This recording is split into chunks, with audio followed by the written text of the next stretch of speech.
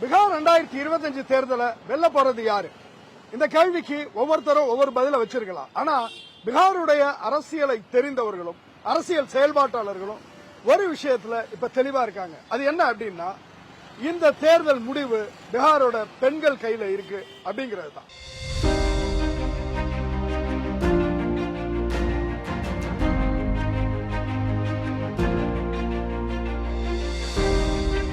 சுதந்திரம் அடைஞ்ச முதலான அரை நூற்றாண்டு காலம் கிட்டத்தட்ட பெண்களுக்கு பெரிய முக்கியத்துவம் இல்லாம தான் அரசியல் போயிட்டு இருந்துச்சு. அரசியல்னாலே அது ஆண்களோட பேட்டை அப்படின்னு இருந்த சூழலுக்கு பதிவாகிற மொத்த ஓட்டுகள்ல ஆண்களுடைய பங்கே அதிகமா இருந்ததும் ஒரு காரணம். இந்தியால ஒரு தேர்தல்ல பதிவாகிற மொத்த ஓட்டுகள்ல ஆண் வாக்காளர்களுடைய பங்கு என்ன, பெண் வாக்காளர்களுடைய பங்கு என்ன அப்படிங்கிற கணக்கெடுப்பு 1962 தேர்தல்ல தான் முதல்ல தொடங்குச்சு.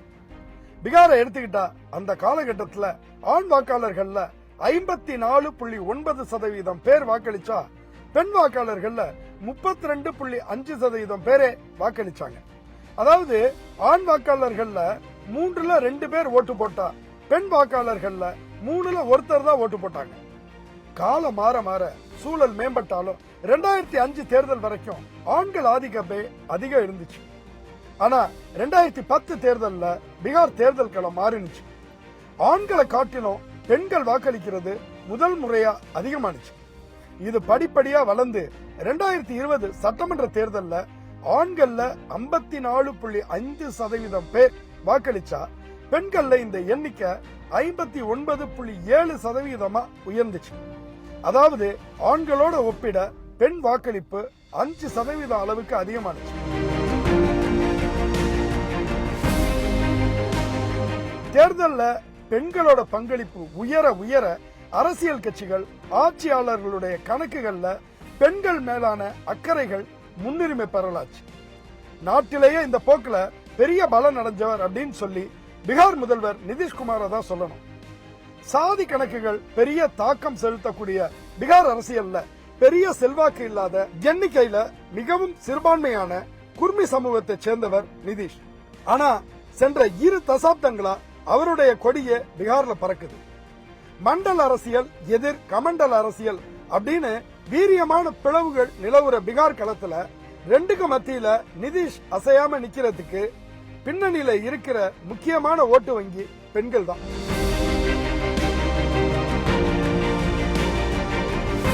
பீகார்ல கணிசமான பெண் வாக்காளர்கள் நிதிஷ் பின்னாடி அணிவகுத்து நிக்கிறதுக்கு மிக முக்கியமான காரணம், ஒரு காலத்துல தாதாயிசத்துக்கு பேர் போன பீகார்ல சட்ட ஒழுங்கு நிலைநாட்ட அவர் கொடுத்த முக்கியத்துவம். தவிர பொருளாதார சுதந்திரத்தின் வழியாகவே பீகார் பெண்களை அதிகாரமயப்படுத்த முடியும் அப்படிங்கிற அரசியல் பார்வையும் நிதிஷ் கிட்ட இருந்துச்சு. 2000 முதல்வரா பொறுப்பேற்றிருந்த ஒரு வருஷத்துக்குள்ளாரையே அரசு பள்ளிகள்ல படிக்கிற மாணவிகளுக்கு சைக்கிள் வழங்குற திட்டத்தை கொண்டு வந்தார். பீகார்ல பெண் கல்வியை வளர்த்தெடுத்த மிக முக்கியமான திட்டம் இது. 2005 முதல்வரா பொறுப்பேற்ற அடுத்த சில ஆண்டுகள்லேயே உள்ளாட்சி பதவிகள்ல பெண்களுக்கு 50% இடஒதுக்கீட்டை வழங்கினார். இப்படி பெண்களுக்கு சரிபாதி இடஒதுக்கீடு அரசியல்ல அப்படிங்கிறது இந்தியாவிலேயே அதுதான் முதல் முறை. 2010 முதல்வரா பொறுப்பேற்ற அடுத்த சில ஆண்டுகள்லேயே காவல்துறை உட்பட எல்லா அரசு பணிகள்லையும் 35% இடஒதுக்கீட பெண்களுக்கு அறிவிச்சார். 2015 முதல்வரானதும் எவ்வளவு எதிர்ப்புகள் மத்தியிலையும் பூரண மதுவிலக்கு அமல்படுத்தினார். இவற்றுக்கெல்லாம் உச்சம் போன்றதுதான் பெண்கள் பொருளாதாரத்தை மேம்படுத்துற வகையில உலக வங்கியோட பீகார் அரசு இணைஞ்சு கொண்டு வந்த ஜீவிகா திட்டம். ஜீவிகா அப்படின்னா வாழ்வாதாரம் அப்படின்னு அர்த்தமா. 2006 ஆரம்பிக்கப்பட்ட இந்த திட்டம் சுய உதவி குழுக்கள் வழியா மகளிரோட பொருளாதாரத்தை உயர்த்துறத நோக்கமா கொண்டது. இன்னைக்கு கிட்டத்தட்ட 11 லட்சம் மகளிர் சுய உதவி குழுக்கள் பீகார்ல இருக்கு. இதுல 1.4 கோடி பெண்கள் உறுப்பினர்களா இருக்காங்க. குறைந்த வட்டியில இவர்களுக்கு கடன்கள் கொடுக்கப்பட்டது பீகார் சமூகத்துல நல்ல மாற்றங்களை உண்டாக்கி இருக்கு.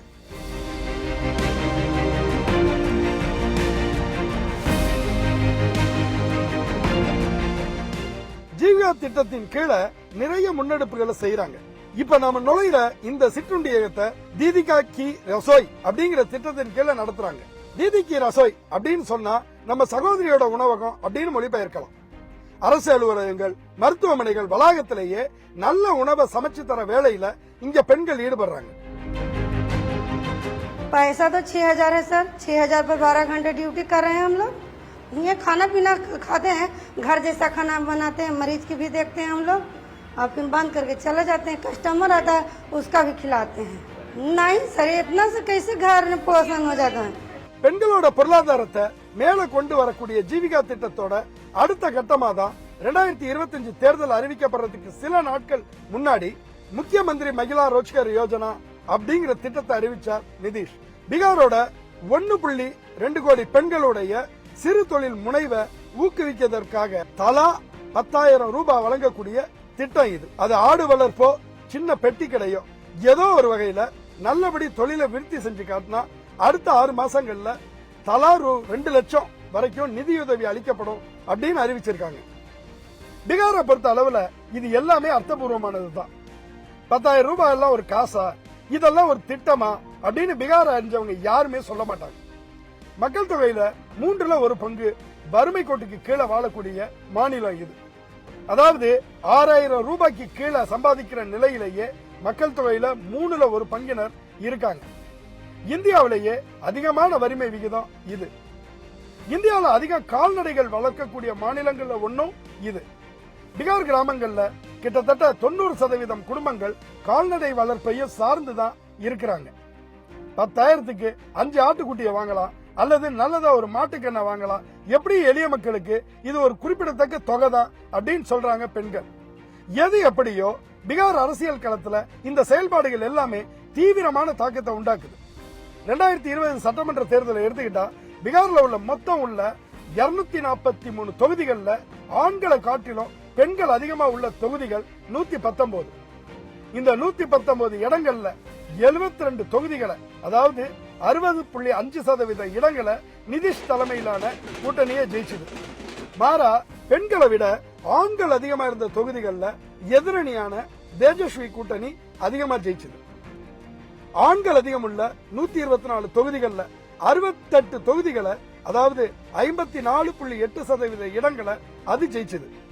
இதுல கவனிக்க வேண்டிய முக்கியமான அம்சம் என்னன்னா 2020 தேர்தல்ல நிதிஷ் அணி தேஜஸ்வி அணி ரெண்டுமே கிட்டத்தட்ட 37% வாக்குகளையே பெற்றிருந்துச்சு. ஆனா வெற்றி கணக்குல தேஜஸ்வி அணியை விட 15 இடங்களை கூடுதலா வென்றதால நிதிஷ் அணி ஆட்சி அமைச்சது. இந்த கூடுதல் காரணம் பெண்கள் அதிகமான தொகுதிகள்ல நிதிஷ் அணிக்கு கிடைச்ச கூடுதல் வெற்றி. 2 தசாப்தங்களா முதல்வர் பதவியில இருக்கிற நிதிஷ் அரசு மேல நிறையவே இந்த முறை அதிருப்தி குரல்களை கேட்க முடியுது. பீகாருக்கான தேவைகள் அதிகம், மாற்றம் வேணும் அப்படிங்கிற பேச்ச பரவலா கேட்க முடியுது. ஆண்கள் உரத்து பேசுறாங்க, ஆனா பெண்கள்கிட்ட ஒரு சின்ன தயக்கம் இருக்கிறத பார்க்க முடியுது.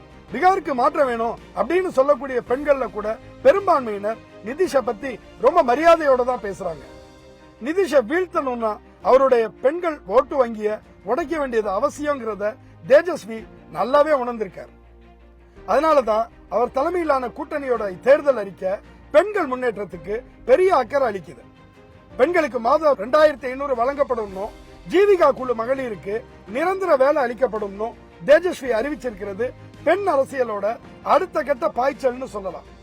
சித்தாந்த சார்பு, சாதி மத சார்பு இதையெல்லாம் தூக்கி வீசிட்டு நடைமுறை வாழ்க்கைக்கான தேவைகளை முன்னிறுத்தி பெண் அரசியல் முன்னாடி நகர்றதுங்கிறது அரசியல்ல மட்டும் இல்லாம சமூகத்திலையும் பண்பு மாற்றத்தை உருவாக்குது. ஜெயிக்க போறது யார் அப்படின்னு தெரியல, ஆனா யார் ஜெயிச்சாலும் பெண்களோட அரசியலும் பெண்களுக்கான அரசியல் முக்கியத்துவமும் அடுத்த கட்டத்துக்கு போகுங்கிறது மட்டும் நிச்சயமா தெரியுது. அந்த வகையில பீகார் 2025 தேர்தல் நாட்டுக்கு சொல்லக்கூடிய இன்னொரு முக்கியமான செய்தி பெண்களோட எழுச்சி.